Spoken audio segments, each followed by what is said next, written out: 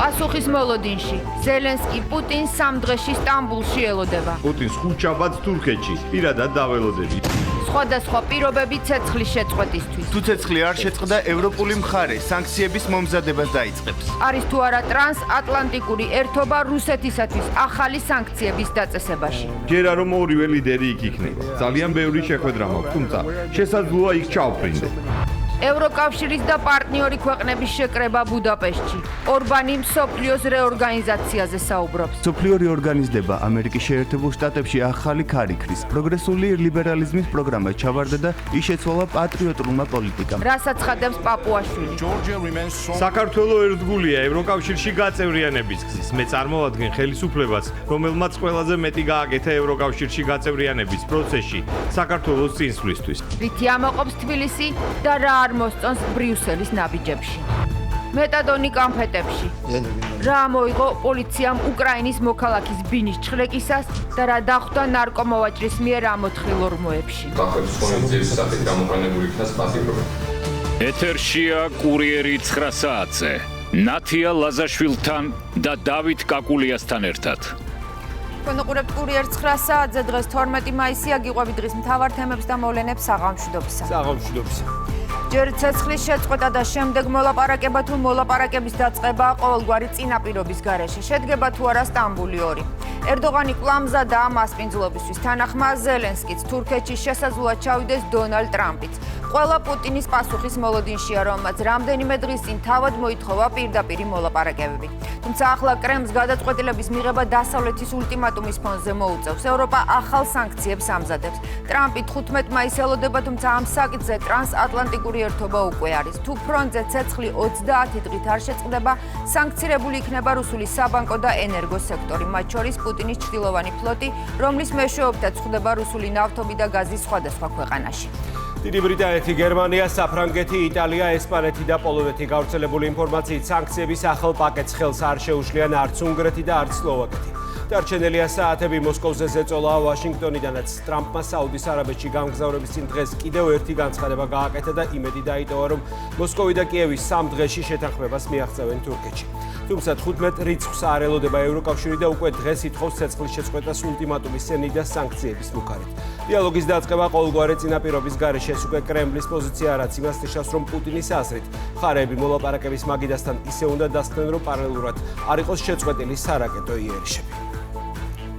Sanctions on Russia if Putin doesn't agree with the 30-day ceasefire. I have a feeling they're going to agree. ფიქრობ დაგთანხმდებიან, ასე უპასუხა ამერიკის შეერთებული შტატების პრეზიდენტმა ოვალურ კაბინეტში ჟურნალისტის შეკითხვას განიხილავს თუ არა რუსეთისთვის სანქციების დაწესებას იმ შემთხვევაში თუ კრემლი უკრაინაში 30 დღიან ზავზე უარს იტყვის. პრესკონფერენციაზე დონალდ ტრამპმა არც ის გამორიცხა, რომ ხუთშაბათს სტამბულში ზელენსკის და პუტინის შეხვედრას დაესწრება.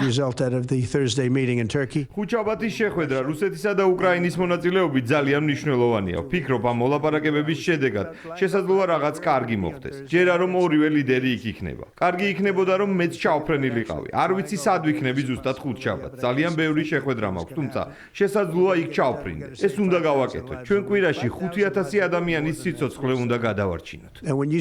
ცეცხლის შეწყვეტის საკითხზე განცხადება კრემლში დღის ბოლოს დიმიტრი პესკოვმა გააკეთა. რუსეთის პრეზიდენტის პრეს-სპიკერს არ უთქვამს, მიიღო თუ არა პუტინმა 15 აპრილს ზელენსკისგან პირდაპირი შეხვედრის წინადადება. პესკოვი ამბობს, რომ სტამბულში მოსკოვსა და კიევს შორის მოლაპარაკებები წინასწარი პირობების გარეშე უნდა შედგეს. ამასთან ერთად კრემლისთვის მიუღებელია უკრაინის მოკავშირეების გამოცხადებული კოორდინირებული პოზიცია, რომელიც ცეცხლის შეწყვეტაზე უარის შემთხვევაში რუსეთისთვის ერთობლივი სანქციების დაწესებას გულისხმობს. პუტინმა ნათლად და ცალსახად განსაზღვრა უკრაინასთან წინაპირობების გარეშე მოლაპარაკებების განახლების პოზიცია. რუსეთი სერიოზულადაა განწყობილი ომის გრძელვადიანი მოგვარებისთვის გზები იპოვოს. ჩვენ მოვისმინეთ გაფრთხილებები, რომლებიც საკმაოდ ულტიმატური ფორმით გაჟღერდა. ასეთი ულტიმატუმების ენა რუსეთისთვის მიუღებელია. უსარგებლოა რუსეთთან ამგვარი საუბარი არ შეიძლება. თუ მიმდინარე დღის ბოლომდე რუსეთი უკრაინაში საომარ მოქმედებებს არ შეაჩერებს, ევროპა ახალი სანქციების მომზადებას დაიწყებს. კიევის მოკავშირეების ერთობლივი განცხადება დღეს გერმანიის ახალმა მთავრობამ გაახმოვანა. უკრაინის მოკავშირეები რუსეთისგან სულ მცირე 30 დღით ცეცხლის სრულ და უპირობო შეწყვეტას ითხოვენ. წინააღმდეგ შემთხვევაში მედიის ცნობით სანქციების ახალ პაკეტს ევროკავშირის ქვეყნები უკვე 2 დღეში გამოაცხადებენ. რომ მიდის დღის დასრულებამდე ჯერ კიდევ 12 საათია დარჩენილი და თუ ცეცხლის შეწყვეტა ამ დროისთვის არ იქნება, ევროპული მხარე სანქციების მომზადებას დაიწყებს. როდესაც ეს დღე გავა, პოლიტიკური მრჩეველების დონეზე დაიწყება სანქციების მომზადება. ამავდროულად ჩვენ ბრიუსელში ვამზადებთ სანქციების მე-17 პაკეტს. ეს მოსამზადებელი სამუშაოები მიმდინარეობს სტამბოლში მოლაპარაკებების პარალელურად. რუსეთს ცეცხლის შეწყვეტისკენ მოუწოდეს ლონდონშიც. ვაიმარი პლუსის პლატფორმის შეხვედრაზე დღეს დიდი ბრიტანეთის, საფრანგეთის, იტალიის, გერმანიის, ესპანეთის, პოლონეთის საგარეო საქმეთა მინისტრებთან ერთად ევროკავშირის საგარეო და უსაფრთხოების საკითხებში უმაღლესი წარმომადგენელიც იმყოფებოდა. ჩვენ ვხედავთ, რა თქვა პუტინმა, თუმცა რა გააკეთეს გუშინ ღამით უკრაინაზე 100-ზე მეტი დრონით კვლავ განხორციელდა თავდასხმა. იმისთვის, რომ სამშვიდობო მოლაპარაკებებზე გადავიდეთ, აუცილებელია ცეცხლის შეწყვეტა. ასევე საჭიროა, რომ რუსეთმა გამოთქვას ამის სურვილი და აჩვენოს კეთილი ნება. დაჯდეს და ისაუბროს უკრაინელებთან. ეს ჯერ არ მომხდარა. ჩვენ უნდა გავაძლიეროთ ზეწოლა რუსეთზე, იმისთვის, რომ რეალურად მოუნდეს მშვიდობა და დაჯდეს უკრაინასთან სასაუბროთ. რა თქმა უნდა 30 დღიანმა უპირობო ზავმა ცეცხლის შეწყვეტამ ჰაერში ზღვასა და ხმელეთზე შესაძლოა შექმნას სივრცე მოლაპარაკებებისთვის. ჩვენ არაერთხელ ვნახეთ, რომ პრეზიდენტმა ზელენსკიმ გამოთქვა ღიაობა მოლაპარაკებებისთვის, დიპლომატიისთვის და მშვიდობის სურვილი. ამავე დროს პუტინის ერთადერთი პასუხი იყო მეტი დაბომბვა, დროის გაჭიანურება, დიპლომატიისთვის კარის დახურვა. ამჟამად ევროპელებს, ამერიკელებს ძლიერი ერთობა გვაქვს ტრამპის ადმინისტრაციისა და უკრაინელების მიერ მოთხოვნილი ზავი, გზა დიპლომატიისთვის და ქმნის სამართლიანი და ხანგრძლივი მშვიდობის პირობებს.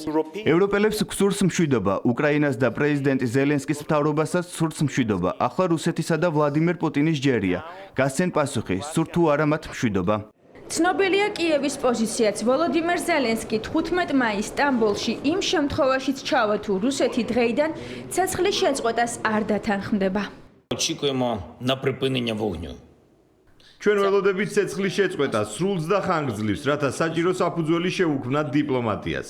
ყველობების გაგრძელებას არ აქვს აზრი. პუტინს ხუთშაბათს თურქეთში პირადად დაველოდები. იმედი მაქვს, რომ რუსები ამჯერად არ დაიწყებენ მიზეზების ძებნას თუ რატომ არ შეუძლიათ. პრეზიდენტმა ტრამპმა მხარი დაუჭირა ამას, ყველა ლიდერიც მხარს უჭერს. სამშვიდობო მოლაპარაკებების პარალელურად უკრაინაში საომარი მოქმედებები არ წყდება. რუსეთი უკრაინის ქალაქებსა და დასახლებებს ყოველდღიურად ბომბავს. დღეს ოკუპანტის თავდასხმას მსხვერპლი მოჰყვა სუმის, ოდესისა და დონეცკის რეგიონებში. არიან დაჭრილები, განადგურებულია სამოქალაქო ინფრასტრუქტურა. პარალელურად უნგრეთში მიმდინარეობს ევროკავშირის წევრი და პარტნიორი ქვეყნების პარლამენტების თავმჯდომარეების კონფერენცია, რომელშიც ასევე მონაწილეობას იღებს შალვა პაპუაშვილი. ქართულ დელეგაციას პირისპირ შეხვედრებიც აქვს. საქართველოს პარლამენტის სპიკერი უკვე შეხვდა ევროპის საბჭოს საპარლამენტო ასამბლეის პრეზიდენტს, ასევე იტალიელ კოლეგას და ლუქსემბურგის პარლამენტის დეპუტატთა პალატის პრეზიდენტს. რა დროსაც ქვეყნებს შორის კავშირების გაძლიერებაზე იყოს საუბარი.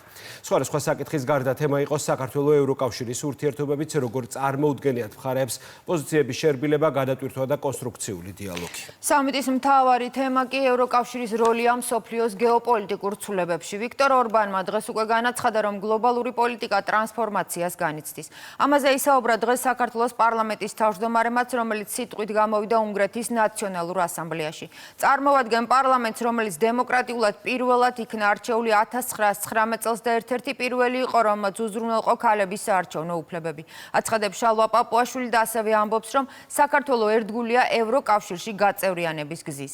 იყო კრიტიკაც, თბილისი არ მალავს უკმაყოფილებას ბრიუსელის ბიუროკრატიის მიმართ, რომელსაც მონოპოლია აქვს აღებული და დირექტივებით ელაპარაკება ქვეყანას, რომელსაც დიდი ხნის წინ აირჩია ევროპული გზით სიარული.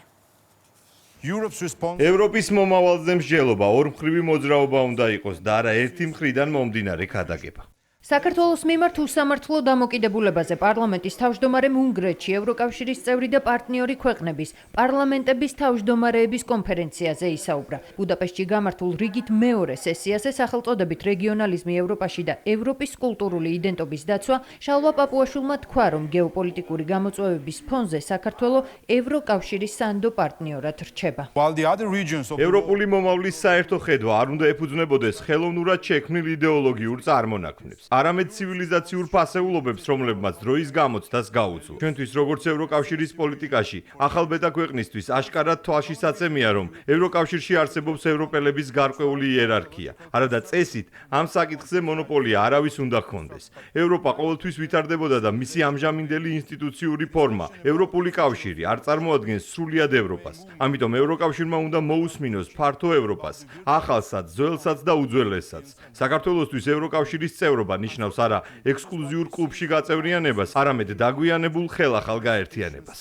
ევროინტეგრაციის პროცესში საქართველოს ხელისუფლების მიერ გადადგმულ ნაბიჯებზე პარლამენტის თავმჯდომარემ პირველი სესიის ფარგლებშიც ისაუბრა. შალვა პაპუაშვილის თქმით, საქართველო ევროკავშირში გაწევრიანების ერთგულია, თუმცა ქვეყანა ევროპული ინსტიტუციების მხრიდან გაუგებარი მოპყრობის მომსწრეა.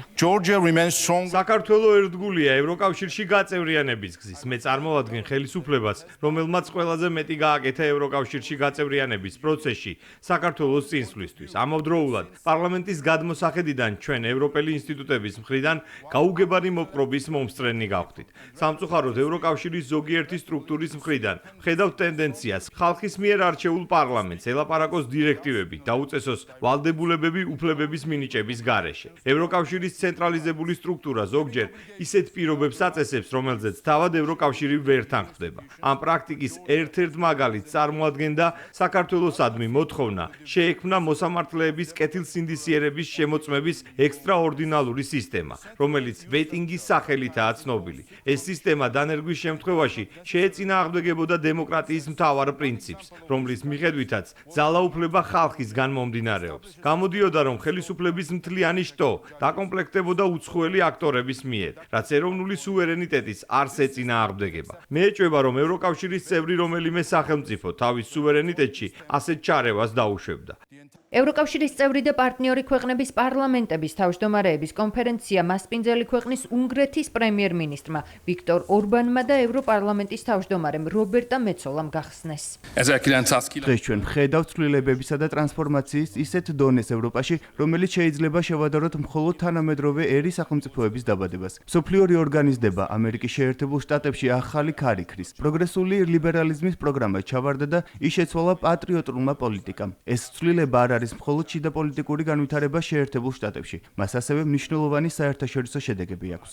როგორც დემოკრატიულად არჩეული პარლამენტის წარმომადგენლებზე ჩვენზეა დამოკიდებული ჩვენი საერთო კონტინენტის დღის წესრიგი შექმნა. სწორედ ამ მიზნით ევროპარლამენტში რჩება გაფართოების ერთ-ერთი ყველაზე ძლიერი მხარდამჭერი. სწორედ ამიტომ ჩვენ პირველები გამოვედით საქართველოსთვის, მოლდოვისთვის და უკრაინისთვის კანდიდატის სტატუსის მინიჭების მოწოდებით და სწორედ ამიტომ ჩვენ განვაგრძობთ უკრაინის ევროპული მხარდაჭერისკენ მოწოდებებს თავისუფლებისთვის ამ ბრძოლაში.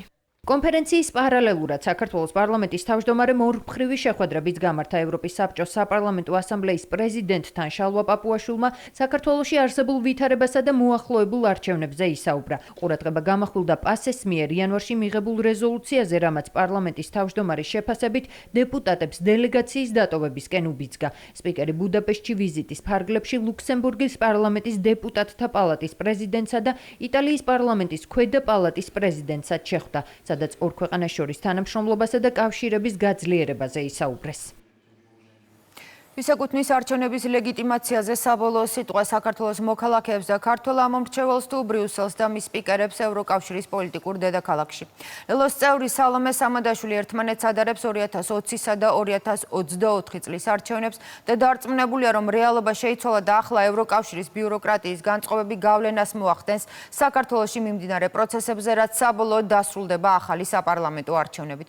ოცნება კი სამადაშვილს საკუთარ პოლიტიკურ წარსულს ახსენებს და ამბობს, რომ ყოფილ ნაციონალს ახლა ლელოს ამორჩეველი შეჰყავს შეცდომაში. სალომე სამადაშვილის პოზიციას იზიარებს მისი ყოფილი პარტია ნაციონალური მოძრაობა უკმაყოფილოა საკუთარი მომხრეების პასიურობითაც და 2020 წლის კრახზე პასუხისმგებლობას აკისრებს მოქალაქეებს, რომლებიც არ აქტიურობდნენ საპროტესტო გამოსვლებით. კახარიას პარტია ტრადიციულად ყველას აკრიტიკებს, ქართული ოცნება კი უცხოეთიდან მიღებულ დავალებებზე საუბრობს და კვლავაც აცხადებს, რომ ქართული ოპოზიცია მთლიანად დამოკიდებულია და მოქმედებს ბრიუსელის დირექტივებით. მართველი პარტია დარწმუნებულია, რომ ოპოზიციის დიდი ნაწილისთვის მთავარი არა ქართული საზოგადოება, არამედ ისა თუ რა მითითებებს მისცემენ უცხოელი პარტნიორები.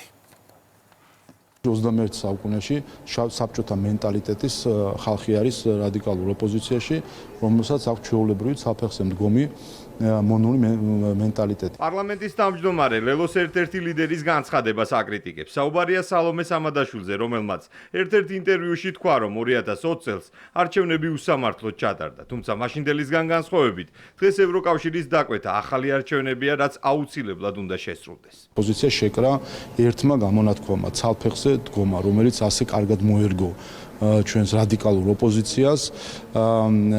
ცალფეხზე დგომა არის მათი წესი და ნირი. სინამდვილეში ეს არის ხალხი, რომელიც ვერ გამოვიდა საბჭოთა აზროვნებიდან და ზუსტად ეს არის მათთვის. მათ უბრალოდ მოსკოვი ჩაანაცვლეს ბრიუსელით ან სხვა დედაქალაქით, როგორც საბჭოთა კავშირის დროს ელოდებოდა ზოგიერთ ინსტრუქციებს მოსკოვიდან, ახლა ელოდებიან ინსტრუქციებს ბრიუსელიდან. რაც შეეხება განწყობებს, ეს ევროკავშირში იქნება თუ სხვაგან განწყობებით ქვეყანა არ იმართება, განწყობების მიხედვით ხალხი არ იღებს გადაწყვეტილებებს, ხალხი იღებს ცივი გონებით, სწორი პრაგმატული გადაწყვეტილებით და დიახაც ახლაც 2020 წელს ქართულმა ხალხმა ყველაზე კარგად იცის როგორ ჩატარდა არჩევნები, რა შედეგი დასრულდა და რა თქმა უნდა ჩვენ არ ვაპირებთ ვინმეს განწყობების ქვეყნში იქნება თუ ეს ქვეყნის გარეთ ისევ მართად ქვეყანა. დღეს განსხვავებული მოცემულობაა 20. მაშინაც იყო პროტესტი, რომ არჩევნები იყო გაყალბებული და იყო პროტესტი, რომ არ იყო ევროკავშირის განწყობა.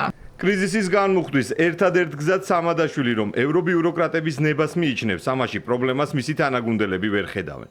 ლელოში ამბობენ, რომ 2020 წელს ევროპელების მხარდაჭერა საზოგადოებამ დაბალი აქტიურობის გამო ვერ დაიმსახურა. ჯაჭვი არის ეს, სანამ ეს პროტესტი იქნება აქტიური, მანამ ეს მხარდაჭერა გვექნება დასავლეთისგან.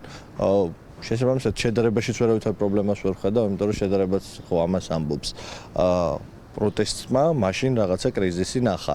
პროტესტი აღარ მიდიოდა რაღაცა წერტილის იქით. პროტესტის მასშტაბი დღეს და პროტესტის მასშტაბი მაშინ არ იყო ერთი და იგივე ცალსახადკი. ლელოს მსგავსად 2020 და 2024 წლის არჩევნებს შორის ტოლობის ნიშანს სვამს ნაციონალური მოძრაობა. სააკაშვილის პარტიაშიც ფიქრობენ, რომ მაშინ პროცესის ბოლომდე ვერ მიყვანა მოქალაქეების პასუხისმგებლობა. განსხვავებულია კახარიას გუნდის პოზიცია. პარტია საქართველოსთვის წევრები დღეს არც კოლეგების კრიტიკას მორიდებიან. სამწუხარო არის, რომ მაშინ ჩვენი საზოგადოების ნაწილიც არ იყო უფრო აქტიურად განწყობილი, მაგრამ მე მიმაჩნია, რომ განწყობები არის მნიშვნელოვნად შეცვლილი. დასავლელი ბიუროკრატებზე საუბარი ქართული ოცნების მხრიდან არის ზედმეტი. ეხლა თუ ვინმე დღევანდელ მოცემულობასა და 4 წლის წინანდელ, თითქმის 5 წლის წინანდელ მოცემულობას შორის განსხვავების ხაზგასმისთვის რაიმე სხვა ფაქტორს ან სხვა, არ ვიცი, აქტორს გამოიყენებს, ჩემთვის ეს აბსოლუტურად გაუგებარი ცდელობა იქნება. ოპოზიცია მხოლოდ უცხოელი ლობისტების დაკვეთისა და მათი გეოპოლიტიკური ინტერესების მიხედვით მოქმედებს. ასე გამოეხმაურნენ დღეს მართულ გუნდში ოპონენტების ხედვას.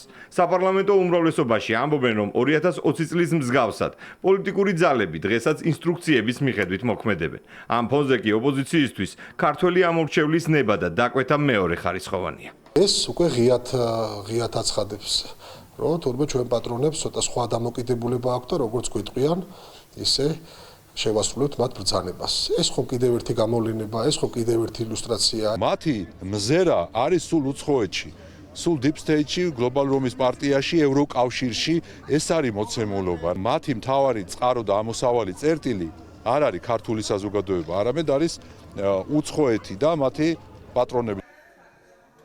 საქართველოში საპარლამენტო არჩევნები 2024 წლის 26 ოქტომბერს ჩატარდა. ბარიერგადალახული 4 ოპოზიციური პარტიიდან 3-მა მანდატებზე უარი თქვა. მეოთხე კი ამ დრომდე საპარლამენტო საქმიანობას არ ასრულებს. საპარლამენტო არჩევნებამდე თვითმმართველობის არჩევნებია, რომელზეც ამ დრომდე ვერ ჩამოყალიბდნენ ოპოზიციური პარტიები. 4 ოქტომბერი ერთობის ხელის შემშლელი კიდევ ერთი წითელი ხაზი და ახალი დააპირისპირების მიზეზი გახდა ქართული ოცნების ოპონენტებში. მთავარი მიზეზი გახარიას პოზიცია ყოფილი პრემიერის პარტია არც ერთ არჩევნებს არ უცხადებს ბოიკოტს და ემზადება ნებისმიერი დონის არჩევნებისთვის. ლელოც ემზადება, თუმცა ირწმუნება, რომ არ განიხილავს მუნიციპალურ არჩევნებს და მისი აქტივობა რეგიონებში დაკავშირებულია მხოლოდ საპარლამენტო არჩევნებთან, რომლის ჩატარებასაც ხელისუფლება გამორიცხავს კიდევ 4 წელი. ყველაზე კატეგორიულია სააკაშვილის პარტია და ახლები. ნაციონალები და ყოფილი ნაციონალები თვლიან, რომ ადგილობრივ არჩევნებში ჩაბმა ხელისუფლების ლეგიტიმაციის და იმის აღიარებაა, რომ პარლამენტის ბოიკოტი არ იყო სწორი. თვითმმართველობის არჩევნებამდე 5 თვეზე ნაკლებია დარჩენილი. ქართული ოცნება დარწმუნებულია, რომ ამ ოქტომბერსაც დიდი უპირატესობით მოიგებს არჩევნებს 64-ვე მუნიციპალიტეტში. ამ პროგნოზს კიდევ უფრო გაამყარებს ქართული ოპოზიცია, თუ თავისი ნებით იტყვის უარს არჩევნებში მონაწილეობაზე და ხმის მიცემის ნაცვლად სახლებში დატოვებს საკუთარ ამორჩეველს. ჩვენ ხო სხვა პარტიებისგან განსხვავებით არ გამოსულ ვარ და არ გვითქვამს, რომ რაიმეს ბოიკოტს უცხადებ. ანუ ეს არის უაზრობა, მარაზმი. თვითმმართველობის არჩევნების თარიღის მოახლოებასთან ერთად ოპოზიციაში განხეთქილება იზრდება. პარტიები ერთმანეთს განსხვავებული პოზიციების გამო უპირისპირდებიან. გიორგი გახარიას გუნდი დანარჩენ ოპოზიციას შეახსენებს, რომ ბოიკოტის პირობა არასდროს დაუდიათ და ადგილობრივ არჩევნებში მონაწილეობაც და მასზე უარის გადაწყვეტილებაც მხოლოდ მათი მისაღებია. ძალიან გააზრებული გვაქვს, რომ ორი მძიმე გადაწყვეტილებიდან ერთ-ერთი იქნება ასარჩევი. ჩვენ ამას გვექნება კომუნიკაცია თავისი არგუმენტებით, თავისი ახსნებით, რომელი გადაწყვეტილება არ მექნეს მიღებული. ჩვენ როგორც პოლიტიკური პარტია, რა თქმა უნდა, ნებისმიერი არჩევნებისთვის ვემზადებით. საპროტესტო მუხტის წინააღმდეგ მიმართული და მთავარი მიზნისთვის ხელის შეშლა ასიაფასებენ ნაციონალურ მოძრაობასა და ლელოში გიორგი გახარიას გუნდის დამოკიდებულებას. გაირკვა, რომ არჩევნებისთვის დანარჩენი ოპოზიციაც ემზადება, თუმცა ირწმუნებიან, რომ არა ადგილობრივი, არამედ ახალი საპარლამენტო არჩევნებისთვის ახდენენ რესურსების მობილიზებას. ჩვენ საპარლამენტო არჩევნების ახალი თარიღის დანიშნვის შემთხვევაში ვიქნებით ყველაზე მეტად მომზადებული. ბრძოლა ეხლაც მიმდინარეობს. თუ კი ყველაფერი შეიცვლება, არც ერთი პარტია არ უცხადებს ბოიკოტს. თუ ახალი საპარლამენტო არჩევნები დაინიშნება და თუ არ ინიშნება, რა არჩევნებში გადიან. ყველა სხვა საკითხი გონია ზედმეტი პროპაგანდისტული ხმაური, რომელიც ხელს უშლის მთავარი მიზნისკენ სვლას და ამიტომ ჩვენ კონცენტრირდებით მთავარზე პოლიტპატიმრების განთავისუფლებაზე და ახალ საპარლამენტო არჩევნებზე. ამის მიღმა ნახოთ მომავალში რა იქნება. იმაზე, რაზეც სხვები ჯერ კიდევ ფიქრობენ, გადაწყვეტილება მიღებული აქვთ პარტია გირჩში. ეს პოლიტიკური ძალა კანდიდატების შერჩევის ეტაპზეა. გირჩში ამბობენ, რომ ოპოზიციის ნაწილის განცხადებები, რომ ადგილობრივ არჩევნებში მონაწილეობას არ მიიღებენ, დროებითია და საბოლოოდ პოზიცია შეცვლიან. გახარიას პარტია უბრალოდ მუდამ იტყუება და თან ეშინია, რომ სიმართლე თქვას, თორე დიდი ხანია გასაგებია, რომ არჩევნებში მონაწილეობას იღებენ. დანარჩენ პარტიებსაც მეგონი უბრალოდ ეშინიათ კულტურული პოზიციის დაფიქსირება. ეძებენ ვინ პირველი ტურში არჩევნებში მიიღო მონაწილეობას, მე დააბულინგო და თვითონაც მე ჩაერთონ ამ პროცესში. მუნიციპალურ არჩევნებში მონაწილეობის მიღებაც და მისი ბოიკოტით სახელისუფლებო პარტიისთვის ოპოზიციის უმრავლესობის ლუსტრაცია იქნება. მართველ გუნდში ფიქრობენ, რომ პარტიები ახალი მითითებების მოლოდინში არიან. როდესაც მარიონეტულია, ოპოზიცია ძალიან რთულია თავისი გადაწყვეტილებები მიიღონ. წამხედურობაც არის რასაკურველია, მაგრამ ძირითადად ინსტრუქცია იმ მხრიდან რომელიც გაცილებით უფრო გლობალურ პროცესებშია ჩართული. დღესდღეობით ასეთი მაინც ბრიუსელია, არაოფიციალური ბრიუსელი დავარქვათ, გნებავთ ევრო ბიუროკრატია დავარქვათ. თავს ჟანადარკად აჩვენებენ სინამდვილეში ჩვეულებრივად იყურებიან პოლიტიკური თანამდებობისკენ რა შეიძლება მოიპოვონ ადგილობრივ თვითმმართველობის არჩევნებს. ზოგადად მივესალმებოდი, რომ რაც უფრო ნაკლები ექსტრემისტული პარტია მიიღებს მონაწილეობას არჩევნებში, მით უფრო კარგი, ექსტრემისტებს არაფერი ესაქმნათ როგორც პარლამენტში, ისე ადგილობრივ თვითმმართველობაში. ასე რომ მონაწილეობას არ მიიღება კარგია დემოკრატიისთვის, ვინაიდან საბოლოო ჯამში საბოლოოდ ჩაიხსნებიან ყოველგვარი პოლიტიკური ცხოვრებიდან, მონაწილეობას თუ მიიღებენ, ესეც კარგია, იმიტომ რომ კიდევ ერთხელ საზოგადოება განაჩენს გამოუტანს არჩევნებს. თვითმმართველობის არჩევნებამდე 5 თვე რჩება ქართული ოცნება და პარტია გირჩი. ამ პოლიტიკური ჯგუფების გარდა ჯერჯერობით გადაჭრით ვერც ერთი ძალა ვერ აკონკრეტებს გავლენ თუ არა ადგილობრივ არჩევნებზე. მეტადონი კამფეტებში უკრაინის მოქალაქეს ნარკოტიკების გასაღების თავისი მეთოდი ჰქონდა შემუშავებული. ტკბილეულის შესაფუთ ბრენდირებულ პარკებში გახვეულ მეტადონს ის სხვადასხვა გზით ასაღებდა. ნარკოკამფეტებს გადასცემდა ხელიდან ხელში და სპეციალურ სამალავებსაც თხრიდა სხვადასხვა ადგილებში. ტოფითას შებუთვაში ნარკოტიკული ნივთიერებები ნაპოვნია 23 წლის უკრაინელის ნაქირავებ ბინაშიც. სახლის ჩხრეკისას ამოღებულია სხვა მტკიცებულებების ელექტროსასწორები და ნარკოტიკული საშუალების დაფასოებისთვის საჭირო მასალები. კანფეტის ქაღალდებში დამალულ მეთადონს ახალგაზრდა მამაკაცი ეგრეთ წოდებული დადების მეთოდით ყიდდა. ნარკოტიკების სამალავების სამართალდამცველებს მან თავად უჩვენა. 23 წლის მამაკაცი კლიენტს ნარკოტიკულ საშუალებას დაუსახლებელ ადგილებში მცირე ზომის თხრილებში უტოვებდა. გამოძიების მიერ გავრცელებულ კადრებში ჩანს, რომ სწორედ ამ სამალავებიდან ამოიღო პოლიციამ სარეალიზაციოდ გამზადებული მეთადონი. განსაკუთრებით დიდი ოდენობით ნარკოტიკული საშუალების შეძენა, შენახვისა და რეალიზაციის მცდელობის ფაქტზე უკრაინის მოქალაქეა დაკავებული. კურიერის ინფორმაციით ის ოლექსანდრ სოლოჰუბია. საქართველოში რამდენიმე თვის წინ ჩამოვიდა და ბათუმში ქირით ცხოვრობდა. აჭარის პოლიციის დეპარტამენტის თანამშრომლებმა სოლოჰუბი ამ ბინაში აიყვანეს. სახლში ჩატარებული ჩხრეკისას ელექტროსასწორები და ნარკოტიკის დაფასოებისთვის საჭირო მასალები ამოიღეს. ნარკოდანაშაულის საქმეზე დღეს სასამართლო ჩატარდა. უკრაინის მოქალაქე მოსამართლემ წინასწარ პატიმრობაში დატოვა. პროკურორი შუამდგომლობა აკმაყოფილდეს ბრალდებულ ოლექსანდრ სოლოჰუბის მიმართ აღკვეთის ხონისძიების სახით გამოყენებული იქნას პატიმრობა. სასამართლო პროცესზე ბრალდებულ სოლოჰუბს სიტყვის უფლებით არ უსარგებლია. მცირე კომენტარი მან სხდომის დასრულებისას გააკეთა. უდანაშაულობა. თავს დანაშავეთ ცნობს თუ არა? თქვენ მოისმინეთ, რომ არ ცნობს. აღკვეთი ღონისძიების განხილვისას ბრალდების მხარემ იმ მტკიცებულებებზე ისაუბრა, რომლებიც ნარკოდანაშაულის საქმეში დევს. პროკურორმა საგამოძიებო მოქმედებების დროს ამოღებულ კონკრეტულ ნივთმტკიცებებზეც გაამახვილა ყურადღება. საფუძვლებს ქნია საქმეზე სამპროცესო კანონმდებლობის სრული დაცვის შექმნილი და დამაგრებული მტკიცებულებები. ეს გახლავთ შეთხოვინება დანაშაულის ჩადენის შესახებ, მოწმის სახით გამოკითხვის ფოთლები, ბრალდებთან ჩატარებული პირადი ჩხრეკის ოფლი და ამოღებული განსაკუთრებული უდიოდენობით ნარკოტიკული საშუალება მეთადონი, ამავდროულად ბრალდებთან ჩატარებული ამოღების ოფლი და ამოღებული განსაკუთრებულად დიდი ოდენობით ნარკოტიკული საშუალება მეთადონი, ბრალდებული ზროების საცხოვრებელი ბინის ჩხრეკის ოფლი და ამოღებული განსაკუთრებით დიდი ოდენობით ნარკოტიკული საშუალება მეთადონი. განსაკუთრებით დიდი ოდენობით ნარკოტიკული საშუალების უკანონო შეძენა, შენახვისა და უკანონო რეალიზაციის მცდელობის ფაქტზე საგამოძიებო მოქმედებები გრძელდება. უკრაინის მოქალაქის მიმართ წარდგენილი ბრალი 20 წლამდე ან უვადო პატიმრობას ითვალისწინებს. 12 მაისი 2 დღესასწაული, ერთ დღეს ქართული მართლმადიდებელი ეკლესია ანდრია პირველწოდებულის ხსენებისა და ღვთისმშობლისადმი საქართველოს წილხვდომილობის დღეს აღნიშნავს.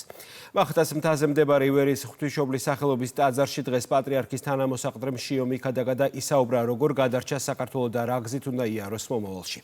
ტაძარში დაბრძანებული იყო 2 ხატი, ერთი მამა გაბრიელის სანაწილე, ხოლო მეორე ღვთისმშობლის წილხვედრის საქართველოს ხატი. ორივე დავით კაკაბაძეს ეკუთვნის. ივერიის ღვთისმშობლის სახელობის ტაძარში მრევლმა შეკრება დილიდან დაიწყო. მართლმადიდებელი ეკლესია ანდრია პირველწოდებულის ხსენების და ღვთისმშობლის წილხვდომილობის დღესასწაულს აღნიშნავს. სწორედ ანდრია მოციქული მიიჩნევა ქართველებში როგორც ქრისტიანობის გამავრცელებელი და პირველი მქადაგებელი. დღევანდელი დღე წმინდა ანდრია პირველწოდებულის შემორძანება საქართველოში უდიდესი დღესასწაული, რომელსაც ყველა ქართველი დიდი თუ პატარა უნდა დღესასწაულობდეს. ღვთისმშობლის ლოცვით უფალმა გაგვაძლიეროს სულიერად, ხორციელად. ეს არის ძალიან დიდი დღესასწაული ქართველი მორწმუნეებისთვის და არის კიდევ ყოვლადწმინდა ღვთისმშობლის საქართველოში წილხვდომილობის დღე. დღეს ჩვენს ტაძარში არის 2 ხატი დაბრძანებული და მომლოცველებს აქვთ საშუალება დღეს მოილოცონ. სპეციალურად დღევანდელი დღისთვის ტაძარში მამა გაბრიელის სანაწილე ხატი დააბრძანეს. ეკლესიაში მისულ მრევლს ღვთისმშობლის წილხვედრის საქართველოს ხატის მოლოცვის საშუალებაც ჰქონდა. ქართულმა სიწმინდებმა საქართველოს გარდა იტალიის სამ ქალაქში უკვე იმოგზაურა. საზოგადოება ივერიისა საოცარი სიფაქიზით, საოცარი ენერგიით და ზედმიწევნით ზუსტად ასრულებს იმ მოვალეობას, რა მოვალეობას და რა დატვირთვაც აიღოს სწორედ თქვენს მიერ ნახსენები აქ უკვე აქ დაბრძანებული ხატების მიმართ, ამ ეკლესიის მიმართ. საზეიმო წირვა მახათას მთაზე პატრიარქის მოსაყდრე მაღავლინა. მეუფეში ომ დღევანდელი დღის მნიშვნელობაზე ისაუბრა და მრევლს ილია მეორის ლოცვა კურთხევაც გადასცა. საზეიმო ღვთისმსახურებას საქართველოს პრემიერ-მინისტრი, პრეზიდენტი, საკანონმდებლო და აღმასრულებელი ხელისუფლების წარმომადგენლებიც ესწრებოდნენ. და თუ ჩვენ გვინდა რომ ამიერიდანაც მომავალშიც გადავრჩეთ ამ მიწიურ ცხოვრებაშიც, როგორც ერი და ასევე მარადიულ ცხოვრებაშიც გავხდეთ იმ დიდი საღვთო სიყვარულის თანაზიარნი, რომელიც ასე უხვად გამოავლინა უფალმა იესო ქრისტემ, უნდა ვეცადოთ ამ გზით ვიაროთ და დავიცვათ და გავაძლიეროთ ღვთისგან ბოძებული უდიდესი საუნჯე, მართლმადიდებელი სარწმუნოება და ღვთისმშობლისადმი წილხვდომილი ჩვენი სამშობლო. ღვთისმსახურების დასრულების შემდეგ იქვე დაჯილდოვდა ცნობილი ქართველი კინორეჟისორი. მერაბ კოკოჩაშვილს მახათას ტაძრის ჯვრისასვლი და საქართველოს საპატრიარქოს სიგელი გადაეცა. ის ერთ-ერთია იმ ადამიანთა შორის, რომელსაც ივერიის ღვთისმშობლის ტაძრის მშენებლობაში განსაკუთრებული წვლილი აქვს შეტანილი. ყველაზე დიდი ჯილდო არის ის, რომ დღეს მოხდა ყველაფერი ეს. ეს ჯვარი განსაკუთრებულია ჩემთვის, ვინაიდან ეს არის ასლი ჯვრისა, რომელიც ამ ტაძარს ამშვენებს. მადლობა მთელ საქართველოს, ამ კულტურის შენახვისათვის და მადლობა იმისთვის, რომ ყველაფერს გააკეთებს ქართველი ადამიანი, რომ ეს ქრისტიანული სწვენა შენახული იყოს. საქართველოს ეკლესია 12 მაისს ანდრია პირველწოდებულის საქართველოში შემოსვლას ზეიმობს. 2018 წლიდან წმინდა სინოდის გადაწყვეტილებით დღევანდელი დღე ღვთისმშობლის წილხვდომილობის დღედ და ეროვნულ დღესასწაულად გამოცხადდა. ქართული ღვინო იაპონიაში ღვინის ეროვნული სააგენტოს მხარდაჭერით ქართული ხუთი საოჯახო მარანი ტოკიოს გამოფენაში მონაწილეობს, რომლის ორგანიზატორის ცნობილი ფრანგი ღვინის მაგისტრი იზაბელ ლეგერონია. იაპონია ქართული ღვინის ერთ-ერთი სტრატეგიული საექსპორტო ბაზარია. კონტაქტები განსაკუთრებით გაღრმავდა ბოლო 10 წელიწადში. მხოლოდ მიმდინარე წელს საქართველოდან იაპონიაში უკვე გაგზავნილია 71,000 ლიტრი ღვინო. ამჯერად ტოკიოს სტუმრობენ ანდრიას ღვინო, ართანა ვაინსი, იორა მანავი და გაბრიელი ვაინსი. ქართულმა ღვინომ უნიკალური გემო იაპონიაში გამართულ საერთაშორისო გამოფენაზე წარადგინა. ხუთმა საოჯახო მარანმა როვაინ ტოკიოზე სტუმრებს სხვადასხვა სახეობის უმაღლესი ხარისხის ქართული ღვინო შესთავაზა. დეგუსტატორებს საშუალება ჰქონდათ გაესინჯათ ქართული კულტურის ერთ-ერთი ყველაზე გამორჩეული სიმბოლო, რომელსაც მრავალსაუკუნოვანი ისტორია აქვს. იაპონელებისთვის ქართული ღვინის მაჩვეული არ არის, თუმცა აქ ბევრი ღვინის მოყვარულია, მათ შორის იაპონელებიც, ვისაც მეტი ცოდნა აქვთ ქართული ღვინოების შესახებ. როგორებიცაა საფერავი, ქისი და ნარინჯისფერი ღვინო, რომელიც ხასიათდება ძლიერი არომატით და სასიამოვნო სურნელით. და ხო, ჩვენ გვიყვარს ქართული ღვინო. იაპონია ქართული ღვინის ერთ-ერთი სტრატეგიული საექსპორტო ბაზარია. საერთაშორისო გამოფენაში მონაწილეობა ქართული ღვინის მწარმოებლების თქმით, არა მხოლოდ ქვეყნის კულტურული სახის პოპულარიზაციას უწყობს ხელს, არამედ წარმოადგენს მნიშვნელოვან პლატფორმას ბიზნესის განვითარებისთვის და ახალი კავშირების დასამყარებლად. იაპონია გამოირჩევა უფრო მაღალი მყიდველუნარიანობით და შესაბამისად ეს უფრო ნიშური სეგმენტის მაღალი საფასო კატეგორიის ღვინოები უფრო საინტერესო არის მათთვის. ასევე დამატებით ჩვენი ქარვისფერი ღვინოები კარგად ესადაგება ამათ სამზარეულოს და ესეც დამატებით ინტერესს იწვევს. ჩვენ ვიცით რომ ზოგადად ღვინის ხარისხი, ღვინის სახელი და ქვეყნის სახელი, როგორც მეღვინეობის სახელი, მცირე მარნებზე დგას მთელ მსოფლიოში და მათი მხარდაჭერა, ეს უპირობო მხარდაჭერა, რა თქმა უნდა, აუცილებელია, რომ მსოფლიომ გაიცნოს ქართული ღვინო. ბუნებრივობასა და გემოს მრავალფეროვნებაზე საუბრობს როვაინ ტოკიოს ორგანიზატორი, რომელიც აღნიშნავს, რომ პატარა ქვეყნის კულტურული მემკვიდრეობა უნიკალურია.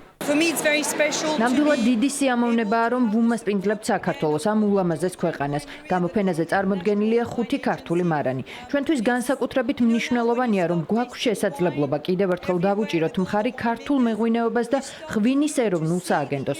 როგორც იცით, ჩვენ გვაქვს ღვინო ტოკიოში და ვხედავთ ქართული კულტურის გავლენას ყველგან, მათ შორის ავსტრალიურ, ფრანგულ და იტალიურ ღვინოებში.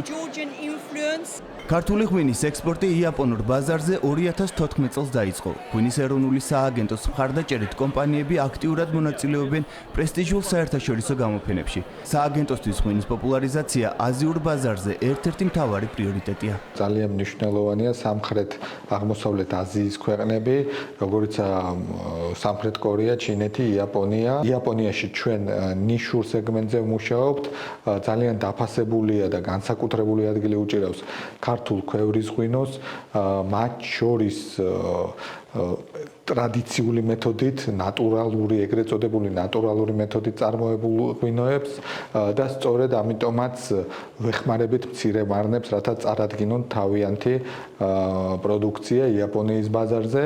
ღვინის საერთაშორისო გამოფენას იაპონიის დედაქალაქი 2 დღის განმავლობაში მასპინძლობდა. როვაინ ტოკიოზე საქართველოს გარდა მსოფლიოს სხვადასხვა ქვეყნის ღვინის მწარმოებლები მონაწილეობდნენ. კურიერს ტრადიციულად სპორტული ახალი ამბებით ვასრულებთ, რომლებსაც ლაშა დვალიშვილი გაგვასწრებს. ლაშა, საღამომშვიდობის. საღამომშვიდობის, ლაშა. საღამომშვიდობის ნათია და მოგესალმებით. დავიწყოთ რაგბით. ქუთაისში საქართველოს სარაგბო ჩემპიონატის ფინალური მატჩი გაიმართა, რომელშიც ბათუმმა აიას 14-10 მოუგო და საქართველოს ჩემპიონის ტიტული მე-5-ით მოიპოვა. გუნდებმა თამაში აქტიურად დაიწყეს და პირველ ტაიმში უკეთ გამოიყურებდნენ აიას მორაგბეები და პირველი ნახევარი მათი გამარჯვებით 10-9 დასრულდა მეორე ტაიმში. მეორე ტაიმი ბათუმელებმა უკეთესად ჩაატარეს და ლევოს დადებას მოახერხეს, რომელიც გამარჯვების მომტანი აღმოჩნდა. მთელი სეზონი რასაც ვაპარაკობდით, რომ ერთმანეთის გვჯეროდეს, გვწამდეს და ყოველთვის თამაში და ბრძოლაში დავჩეთ, შევასრულეთ თავიდან ბოლომდე. გრძელი სეზონი იყო, დამღლელი სეზონი იყო და ესეთი ტკბილი მოგება არასდროს არ ყოფილა. გულოცავ პირველ რიგში ბათუმს ჩემპიონობა, ძალიან სანახაობრივი თამაში იყო. გულშემატკივარიც ბევრი მოვიდა და ერთგვარი დღესასწაული ქონდა. დღეს